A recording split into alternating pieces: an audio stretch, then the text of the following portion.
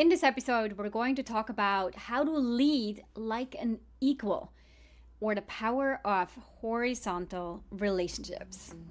Here are the two questions this podcast answers. One, how do you successfully transition into your first official leadership role? And two, how do you keep climbing that leadership ladder and continuously get promoted, although the competition and the expectations get bigger? This show, the Manager Track podcast, will provide the answers. I'm your host, Ramona. I'm on a mission to create workplaces where work is seen as a source of contribution, connection, and personal fulfillment. And this transition starts with developing a new generation of leaders who know how to lead so everyone wins and grows. In the show, you'll learn how to think, communicate, and act as a confident and competent leader you know you can be. Welcome to this episode of the Manager Track podcast. Today, we're going to talk about leading as equals. Now, this topic is important to me, and I think it really matters because what changes when we stop seeing our team as below you and we start seeing all of the people you work with as being beside you as equals, the dynamics change. And so if you ever felt that tension of trying to balance authority with connection, or you wondered why some feedback lands while other feedback creates defensiveness, today's episode might shift how you think about leadership entirely. Because I want to explore in this episode an idea from psychologist Alfred Adler that could significantly shift how you think about and give feedback, how you delegate work, resolve conflict, coach your people, and recognize their contributions. Now, Adler distinguished between what he called vertical relationships and horizontal relationships. And this simple shift in perspective has profound implications for how we lead. And what's interesting as I look at what kind of leadership philosophy and leadership books even I gravitate towards, it is all the books that don't talk about the practical 10 steps and lists and pages full of bullet points of what to do or what not to do. It's the books that talk about how internally our mindset and our way of thinking needs to shift in order to unlock a different kind of leadership, new ways and different ways of building relationships. How we see ourselves and how we see others is ultimately what defines how we lead. There is so much power in this, and I see this not only in myself, but also continuously in the work that I do with leaders and with teams. Now, let me go back to the topic here of the different types of relationships. In vertical relationships, we position ourselves, again, as above or below others, hence vertical. There's hierarchy, there's dependency, and there's often fear of resentment simmering underneath. But in horizontal relationships, we see others as equals. We're all on that same horizontal line. We have mutual respect and, might sound like a big word, but important, shared dignity. So over the next 20 minutes or so, I'm going to explore with you what this looks like in practice. How does horizontal leadership change the way you give feedback? How does it shift your approach to coaching? And why might this create more trust, accountability, and motivation on your team than the traditional command and control approaches, which are based on this idea that relationships in the workplace are vertical? So I want to give a quick primer here before we dive in and talk a little bit about Adler's philosophy here on these different relationships. Alfred Adler was a pioneering psychologist who believed that our mental health and social functioning improve dramatically when we learn to relate to others as equals. And what he observed was that most of our problems, whether that be in families and organizations or society at large, stem from relationships built on hierarchy and power imbalances. Adler famously said, all problems are interpersonal relationship problems. And at the heart of those problems, he argued, is how we position ourselves relative to others. it touches a little bit on this idea that we constantly compare ourselves to others, and hence we're making up in our heads this relationship, sometimes competitive relationship we have with other people. Now, in vertical relationships, someone is always up and someone is always down. As I said earlier in the introduction, there's the parent and the child, the boss and the employee, the expert and the novice. These relationships create dependency. The person below seeks approval, validation, or permission from the person above. Meanwhile, the person who's above, in quotation marks again here, often feels burdened with responsibility for the other person's choices, emotions, or outcomes. And this dynamic breeds resentment on both sides. So the person below feels diminished or maybe controlled. The person above feels the weight of constant judgment and decision-making for others. Horizontal relationships, by contrast, are built on this foundation that we are all adults capable of making choices, learning from consequences, and contributing our unique strength. There's mutual respect, shared responsibility, and cooperation rather than compliance, which is what we would see in those vertical relationships. Now, this does not mean hierarchies disappear entirely, because we still have roles, expertise, and organizational structures that matter. But the underlying relationship dynamic, again, how we think about relationships, shifts from the thinking of I'm above you to we're working together, each bringing different skills and perspectives and different roles even to shared challenges. So this is particularly powerful in leadership because it changes everything about how your interactions land with your team. So let me get a little bit more specific about what this looks like in leadership. Let's start with feedback, because this is where the vertical horizontal distinction becomes most obvious. In vertical feedback, you're essentially saying, I, as the manager, I'm evaluating you from above. Let me tell you what you did wrong and how to fix it. And even when delivered kindly and effectively, this can create almost a bit of like a parent-child dynamic, right? An above-below dynamic. The person receiving the feedback is positioned as someone who needs correction, guidance, or approval from a superior. And stay with me here. This is a thought experiment. This is an idea from Alfred Adler as a psychologist that I want to bring and hopefully expand your thinking around leadership. So if all this triggers a number of questions or rejections of the idea, just hold back on those and stay with me. Consider this simply a thought experiment for now, okay? So we said that the person below, giving feedback, is the one who's positioned as someone who needs correction, guidance, or approval. Now, because of that, that can trigger defensiveness, because people generally don't like feeling diminished or judged, even when the feedback is accurate and even when the feedback is well-intentioned. Now, horizontal feedback sounds different.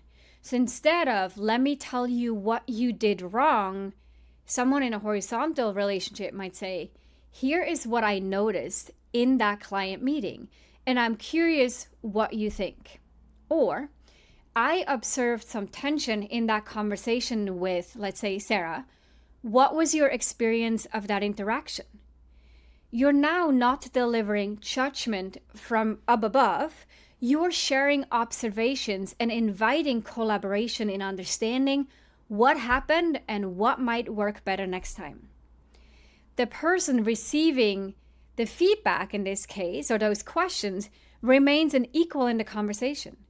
Someone capable of self-reflection, learning, and making their own decisions about how to grow. Let me give you a completely different example here.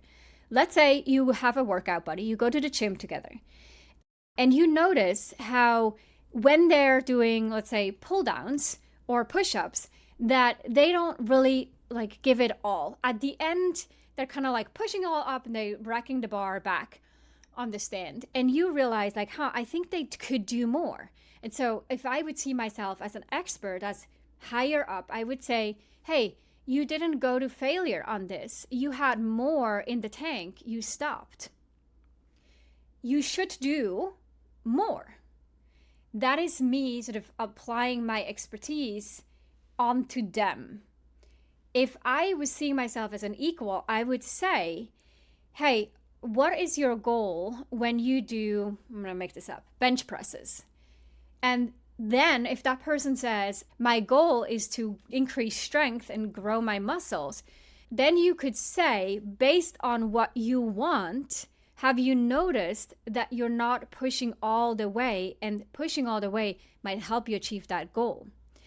But if they say, oh, I just want to maintain what I got, then who am I to say they need to push more? Then that's totally fine. Got it. The reason I'm asking is because it seems like you got more in the tank. But given that you just want to maintain, that may make sense and you might not want to give it all. Or maybe they have some kind of injury or something else that I'm not aware of. And who am I now to apply to them and say, here's what you should do, without understanding what they want and what their conditions are? That's not collaborative. That is top-down approach, like command approach. I know more than you and I'll tell you what to do. So I hope that quick example from the gym, totally different field, helped illustrate what that sounds like. Now, similar to feedback, this constructive feedback, the same changes also happen when we give praise or recognition. So vertical praise, again, from above to below, sounds like approval. Hey, good job, I'm proud of you, you exceeded my expectations. Now, this might feel good in the moment, and it's actually pretty good praise to hear, but it subtly reinforces the dependency. Like the person starts looking to you for validation rather than developing their own internal sense of accomplishment and contribution. Let's contrast that with the horizontal recognition, this flat recognition. In this case, we'd focus on impact and contribution rather than someone's approval. So instead of, I am proud of you and how you handled that difficult customer, you might say, the way you stayed calm and focused on solutions really helped de-escalate that situation. Again, you're noticing something, you're calling out something that you see. The customer left feeling heard and the team learned something valuable from watching how you approached it. That second part about the team learned something new is really important because you're basically acknowledge their contribution without positioning yourself as the judge of their worthiness. So you're recognizing the impact that they had rather than giving them a gold star based on your own perception. By the way, I'm emphasizing contribution because, as I said earlier in the intro, Adler's theory is really that we thrive when we realize our contribution to society or to the community. And the same is true in the workplace, when we acknowledge people's contribution or when we ourselves notice our contribution, whether that is visible to others or seen by others, that is what gives us a greater sense of self-worth. Now I'm going to go back to the example here. So we talked about giving constructive feedback. We talked about recognition and how that sounds different. Now I want to talk about delegation. Vertical delegation sounds like, hey, I'm giving you this task. Here is how I want it done. Check back with me before you make any decisions. Hey, I tell you what to do. I tell you how to do it. I tell you when to check in. Command. This also creates dependency and can lead to frustration or the person feeling micromanaged or just simply doesn't develop ownership or even critical thinking skills. Horizontal delegation sounds a lot more like, hey, we need to solve this customer retention challenge. Let's say as an example. And based on your experience with client relationships, I think you're well positioned to lead this project. What resources do you need and how can I support you? Notice how collaborative that sounds and how much we're looking at each other as how can we all contribute based on our roles, our strengths, our expertise in order to create the results we're going for as a team. In essence, you're dividing work based on the strength and ownership rather than simply passing tasks down a hierarchy. So you're trusting their capability and judgment rather than requiring them to execute your specific vision. Now, there are certain situations where tasks just need to be done. But here again, I could say, here is what I need and here's how to do it. Or I could say, here is what we need to do as a team. And this seems like one that you could contribute well to. What would you need from me or from others to help you be successful with the execution of this? That's just a different way of phrasing it.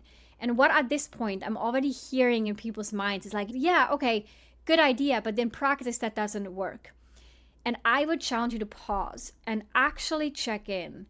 When you delegate, in which scenario does it actually not work? And how true is that? How could I frame it more as we're equals on a team, and how can I make this more collaborative while not taking on the accountability and the ownership, but delegating, so to speak, that alongside with the task to another person. Not only does it make delegating better and more effective, but it also allows you to instill accountability on the team. You're not the one holding people accountable. You're creating and developing a team that owns individual accountability. They're all self-accountable. That's kind of the culture you start to build. And it will take a little bit. So if you're starting to see like, oh, this actually works and I like it, give this some time to slowly change the way that you approach delegation or coaching and feedback to see what happens. It's not a light switch, not an overnight magic pill. It takes time. Okay, coaching is the next one I quickly talk about. This might be the area where the distinction is actually most important. Vertical coaching positions you as the expert on the other person's experience. So you might diagnose their problems and describe solutions. Hey, here's what you need to work on. Here's how you should approach the situation. Let me tell you what I think is happening here. That is vertical coaching. Horizontal coaching recognizes that they are, in fact, the expert on their own experience. Your role is to ask useful, thought-provoking questions, to reflect what you're hearing and what you're observing, and to help them discover their own insights and solutions. So instead of, hey, I think you need to be more assertive in meetings, you could say, what do you notice about your participation in team meetings? When do you feel most confident contributing? What would it look like if you shared your ideas more freely? I notice you're holding back. Why is that? So you're facilitating their self-discovery rather than imposing your own analysis as the truth onto their situation. And as you can see, this is not just about how you phrase a question. This is really about how you position yourself in relation to this other person. Are you the one who knows better? Or are you the one who is horizontal, equal to them?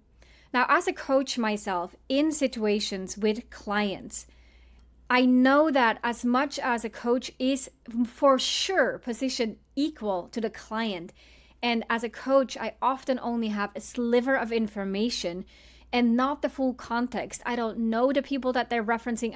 Haven't worked for that company. I don't know the job that they're doing. And so for me to imply or even assume that I know what they should be doing is ridiculous at best. And anyone who engages with you in that manner as if they knew better is something that you have to challenge and to really critically assess. Where is that coming from? However, that said, there are moments where I'm sharing observations. Hey, here's what I'm noticing. And here is what I think might be happening. But I will always trust their reflection. If they come back and say, I disagree, I think it's this other thing, I will never insist that I know better. So what I'm telling you with this example around coaching is that we're looking at the shift from vertical to horizontal in the way that we see ourselves.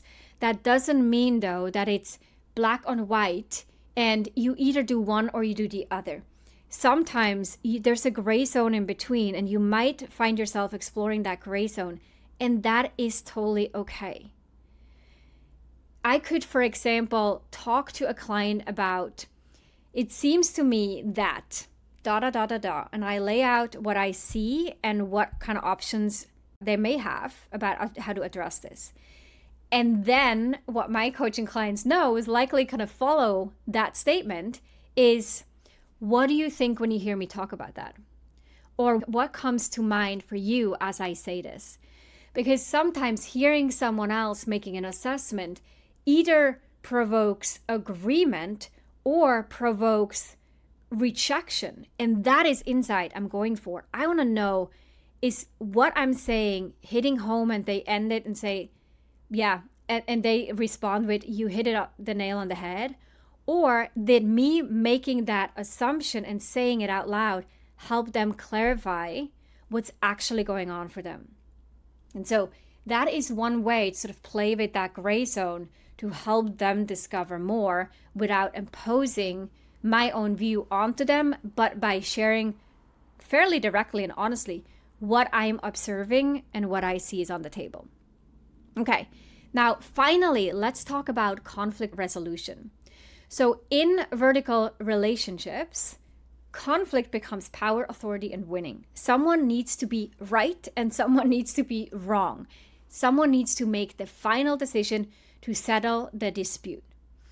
This again can go back to creating defensiveness, blame, and actually often sort of long-term resentment.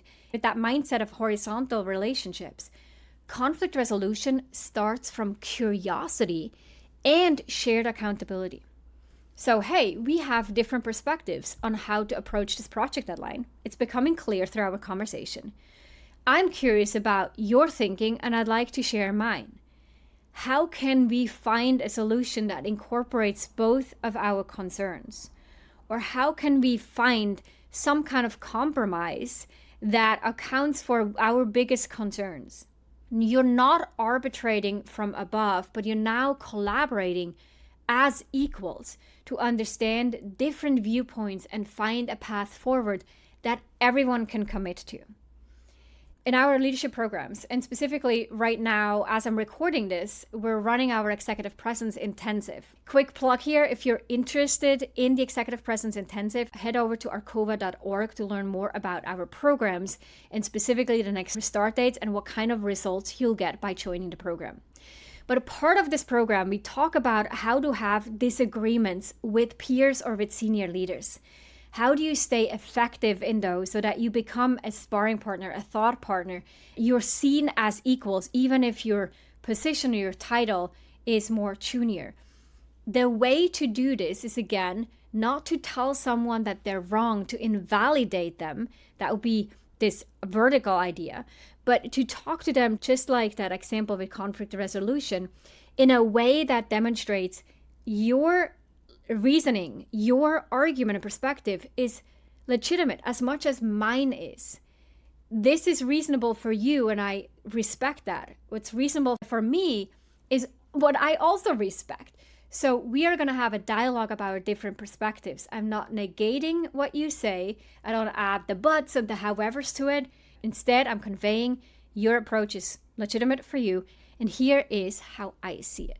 So that is one of those frameworks that's really important to learn in order to strengthen your executive communication. Because when people feel that they're on equal footing, they're a lot less likely to become defensive and are more likely to engage in genuine problem solving and want to do this again with you in the future. They do want to work with you because it was a positive experience. Now, let's be real here. Leading horizontally is more challenging than leading vertically, especially if you grew up in a vertical system. And for most of us, we were raised in schools that position teachers as authorities, dispensing knowledge to passive students. Many family systems operate with clear hierarchies where parents make decisions and children comply. And most workplaces still default to this command and control structure, where information decisions making flow from the top down. We've kind of been conditioned to equate leadership with being the person who has the answer, who makes the decisions, and who takes responsibility for everyone else's performance, and, side note, everyone's emotional well-being too. It can feel scary to step out of that role because we might ask, well, what if people don't perform without constant oversight? What if they make mistakes I could have prevented? What if they don't respect my authority and they challenge me if I treat them as equals? And then we'll get nowhere and I feel disrespected. And these fears are totally understandable, but they're often based on outdated assumptions about human motivation. When you lead horizontally, you're not actually abandoning your leadership role. You're evolving it. You're shifting from being the person who controls outcomes to the person who creates conditions for others to thrive. And let me repeat that one more time, because this now may start to sound like from modern leadership books. So this idea of horizontal leaderships, while people don't often talk about it as sort of stemming from Adler's psychology, but this is something that we find in leadership books and leadership advice all the time. You're not the person who controls the outcome. You're being the person who creates conditions for others to thrive. Teams led horizontally tend to be more resilient, more innovative, and more motivated than teams led vertically. That is not even that difficult to understand, because when people feel respected as equals, like think about it for yourself, when you feel respected as an equal, we take more ownership. When they're trusted to think critically rather than just execute instructions, they bring creativity to problems. When they're not constantly seeking approval or avoiding blame, they take more intelligent risks. Horizontal leadership really creates more empowered individuals, and empowered individuals create stronger teams. It's also a lot less heavy for the leader because the leader now doesn't carry everyone's well-being, everyone's performance, and everyone's outcomes. Now, a few questions to ask yourself as we're ending this conversation. First, where in your leadership are you currently acting from above? And it's totally well-intended and maybe something that you've learned or observed from other leaders, including your own manager. So what is an area where you realize like, yep, I'm totally in that vertical relationship and I'm the one above? Maybe it's how you phrase feedback, how you make decisions without people's inputs, how you position yourself as the problem solver or the doer and fixer rather than the problem-solving facilitator. Like, second question, pay attention to your language. How does the way that you speak signal hierarchy or equality? Do you say my team or our team? Do you ask, how can I help you succeed? Or what do you need from me to move this forward? It's small language shifts that can signal relationship shifts because the way that you speak and the words that you choose give people an insight in how you see the world and how you see this relationship. And finally, what would change if you approached your next one-on-one meeting as two equals solving a shared problem rather than as a supervisor evaluating a subordinate or a supervising guiding a subordinate?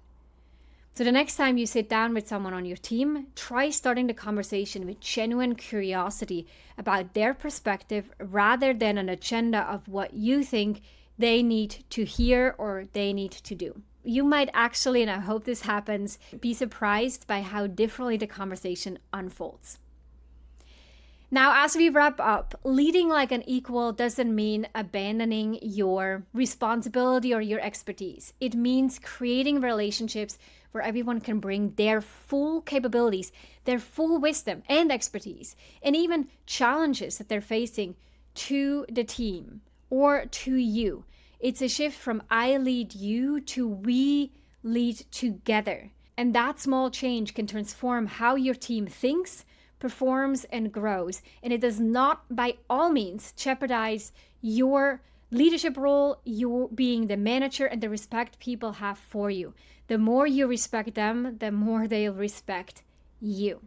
Thanks so much for listening, for entertaining this idea, to really process it, to engage in this thought experiment, whether or not you're going out and you're taking up some of these suggestions and trying to implement it. But if you do, and if this resonates with you, I do encourage you to experiment with horizontal relationship and maybe share some of this also with your team. I'll see you next time in another episode of the Manage to Track podcast. If you enjoyed this episode, then check out 2 other awesome resources to help you become a leader people love to work with. This includes a free masterclass on how to successfully lead as a new manager. Check it out at arcova.org/masterclass.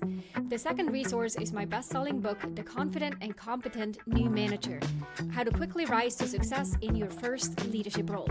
Check it out at arcova.org/books or head on over to Amazon and grab your copy there. You can find all those links in the show notes down below.